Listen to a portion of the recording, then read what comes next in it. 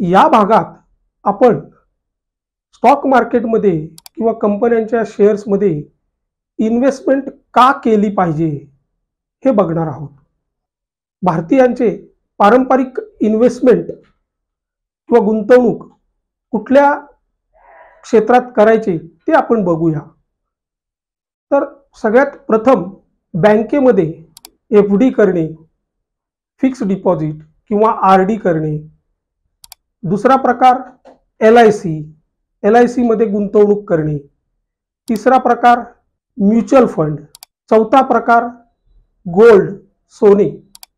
आणि पाचवा real estate म्हणजे जमीन जुमला वगैरे फ्लॅट यामध्ये गुंतवणूक केली जाते, पूर्वी केली जायची आणि आत्ताही करत आहेत.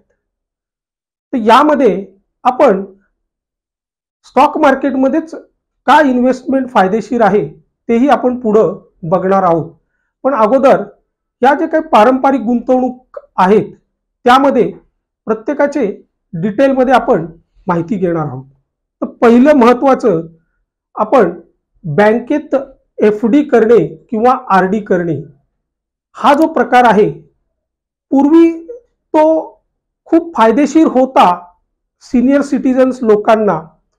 कारण 2012 पर्यंत व्याजदर म्हणजेच इंटरेस्ट रेट भरपूर होते.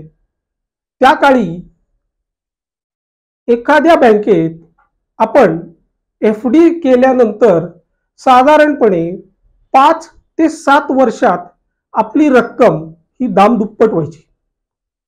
आणि आर-डी म्हणजे रिकरिंग डिपॉझिट, पोस्टामध्ये किंवा बँकेत आपण रिकरिंग डिपॉझिट करायचो, प्रत्येक महिन्यात छोटी छोटी अमाऊंट गुंतवणूक करायचो. तर त्यामध्ये सुद्धा पूर्वी 12% 14% असं रेट ऑफ इंटरेस्ट मिळायचं.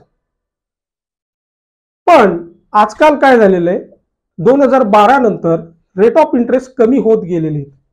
जर आज आपण एफ-डीचाच विचार केला फिक्स डिपॉझिटचा, तर नॅशनलाइज बँकेत 12 वर्षात दाम दुप्पट होतात आणि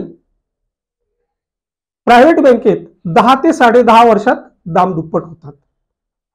जर आपण महागाई म्हणजेच इन्फ्लेशनचा विचार केला तर 10 वर्ष आपण ॲव्हरेज साधारणपणे 4% ते 4.5% आपल्या भारतात हे इन्फ्लेशन रेट, एक तज्ञ लोकांचं म्हणणं आहे की 4 ते 4.5% हे ॲव्हरेज इन्फ्लेशन रेट असतो.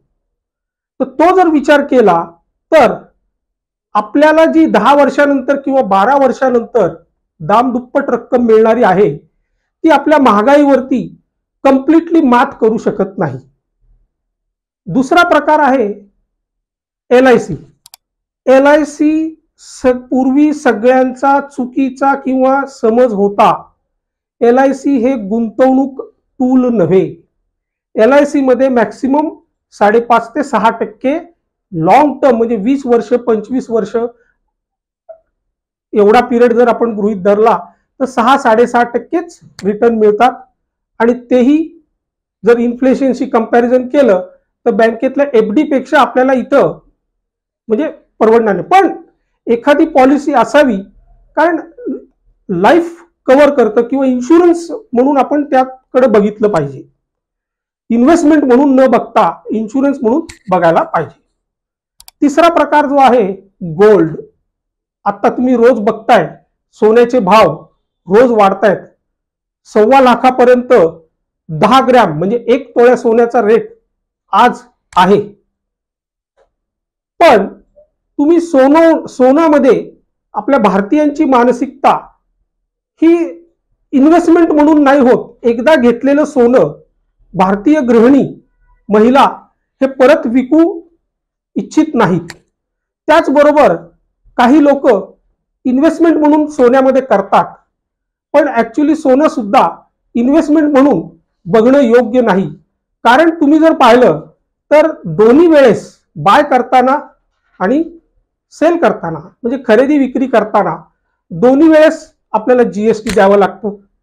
त्याचबरोबर तुम्ही जर ऑब्झर्व केलं, तुम्ही सोन्याच्या दुकानात जर गेलात तर तिथे तुम्हाला बाय करतानाचा रेट वेगळा असतो आणि सेलिंगचा रेट वेगळा असतो.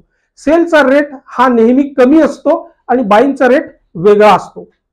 त्यामुळं सोनं हे सुद्धा इन्व्हेस्टमेंट म्हणून न बघता फक्त तुम्ही दागिने वगैरे यासाठी तुम्ही एक गुंतवणूक नाही करू शकता, खरेदी करू शकता.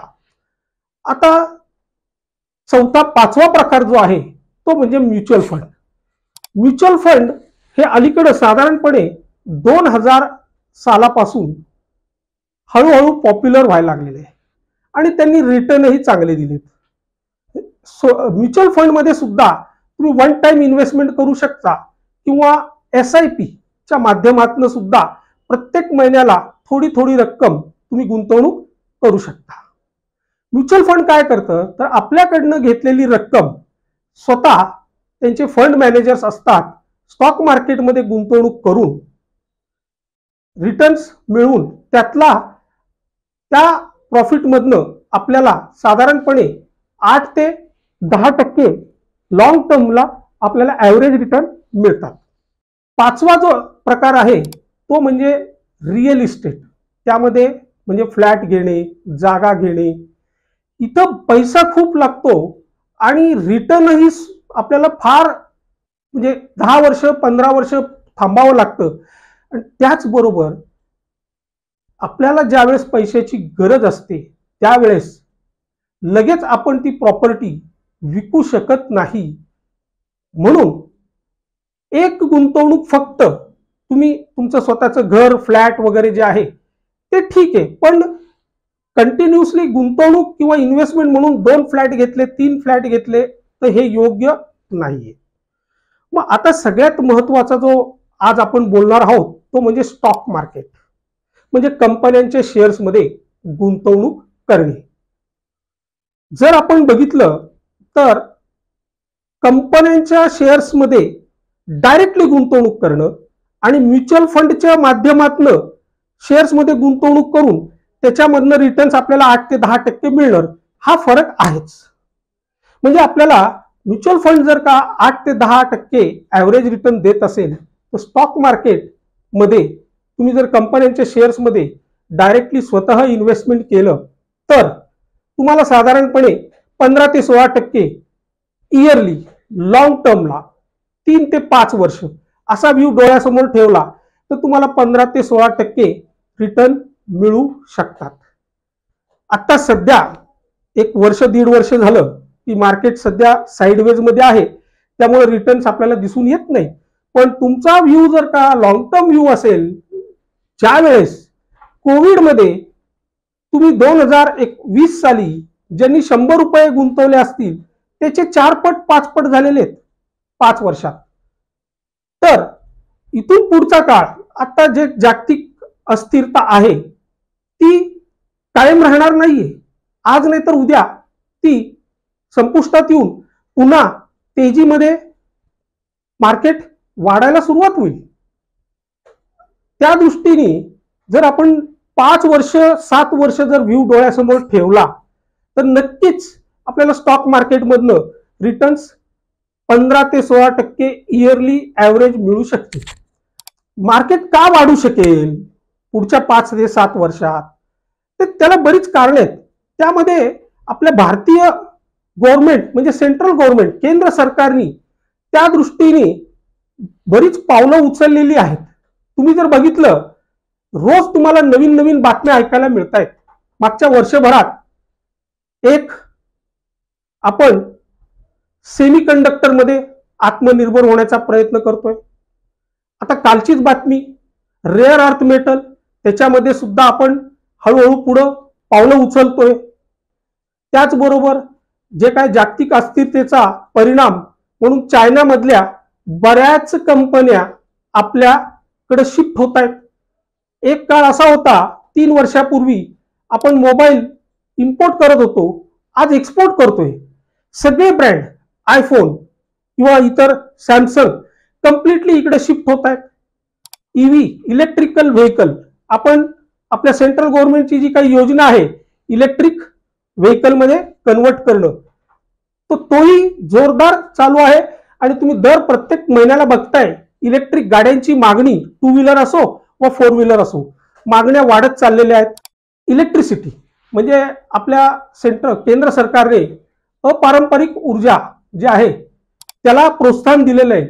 तुम्ही आज जर पाहिलं तर विंड एनर्जी आणि सोलर एनर्जी या क्षेत्रामध्ये बऱ्याच मोठ्या कंपन्या म्हणजे टाटा पॉवर, अदानी पॉवर किंवा अजून बऱ्याच कंपन्या गुंतवणूक करतायत. म्हणजे पुढचं भविष्य ह्या सेक्टर मध्ये सेमीकंडक्टर पॉवर सेक्टर उज्ज्वल आहे आणि या कंपन्यांचा ताळेबंद म्हणजे प्रॉफिट हा वाढतच जाणार आहे. तर माझं असं वैयक्तिक मत आहे की तुम्ही स्टॉक मार्केटमध्ये जे काय आता तुम्ही इन्व्हेस्टमेंट करतायत त्यातले प्रत्येक महिन्याला 10-20% तरी रक्कम स्टॉक मार्केटमध्ये कंपन्यांच्या शेअर्समध्ये गुंतवणूक म्हणून वळू शकता. आता स्टॉक मार्केटमध्ये कंपन्यांच्या शेअर्समध्ये सुद्धा तुम्ही SIPच्या माध्यमातून गुंतवणूक करू शकता. म्हणजे काय तर प्रत्येक महिन्याला तुम्ही जे काय कंपनी किंवा जे सेक्टर ठरवलं असेल त्या सेक्टर मधल्या एका कंपनीमध्ये तुम्ही प्रत्येक महिन्याला एक शेअर सुद्धा घेऊ शकता. तुम्ही जसं म्युच्युअल फंड मध्ये 5,000 10,000 SIP करता प्रत्येक महिन्याला, तसंच तुम्ही स्वतः 5 ते 10,000 रुपये प्रत्येक महिन्याला एक किंवा दोन कंपन्या तुम्ही जे ठरवाल त्या कंपन्यामध्ये दर महिन्याला एक दोन शेअर्स घेत राहणे त्या कंपन्यांचे. तुम्हाला कळणारही नाही की 2 वर्षात 3 वर्षात आपल्याकडे नंबर ऑफ शेअर्स किती वाढलेत आणि त्याची व्हॅल्युएशन कैक पटीने वाढलेलं असतं. म्हणजे आपल्याला 10 ते 12% किंवा 15 ते 16% एवढं रिटर्न लॉंग टर्म व्ह्यू जर तुम्ही ठेवला आणि जे सेक्टर ग्रोथ ओरिएंटेड आहेत त्या सेक्टर मधल्या कंपन्या आणि फंडामेंटली स्ट्रॉंग कंपन्या अशा निवडाव्या आणि त्यात गुंतवणूक करावा. तर माझं एकंदरीत तुम्हाला स्टॉक मार्केटमध्ये इन्व्हेस्टमेंट का करायला पाहिजे आणि का आवश्यक आहे हे थोडंसं डिटेलमध्ये मी तुम्हाला एक्सप्लेन केलेलं आहे. तर फक्त एकच काळजी घ्यावी लागेल, गुंतवणूक करताना स्टॉक मार्केटमध्ये तुम्हाला नॉलेज असणं गरजेचं आहे. लॉंग टर्म इन्व्हेस्टमेंटसाठी किंवा स्टॉक मार्केटमध्ये काम करण्यासाठी म्हणजे इंट्राडे साठी तुम्हाला फंडामेंटल आणि टेक्निकल अनालिसिस कंपन्यांचं करता आलं पाहिजे. त्यासाठी तुम्ही शिकून ह्याच्यामध्ये तुम्ही जर का लॉंग टर्म 5-10 वर्ष गुंतवणूक केलं तर कदाचित 5-10 वर्ष जे आता यंग जनरेशन आहेत त्यांनी आत्ताच चालू करावं आणि 10-15 वर्षात त्यांचा पोर्टफोलिओ हा स्ट्रॉंग दिसेल. तर आत्तापासूनच सुरुवात करा, अगोदर शिकून घ्या आणि मग स्टॉक मार्केटमध्ये मंथली म्हणा किंवा इयरली आपलं वन टाइम म्हणा गुंतवणूक चालू करा. तर थोडक्यात इन्व्हेस्टमेंट का करावी हे तुम्हाला मी आज एक्सप्लेन केलेलं आहे. तर आजची ही माहिती तुम्हाला आवडली असेल तर नक्की कमेंट्स करा आणि धन्यवाद.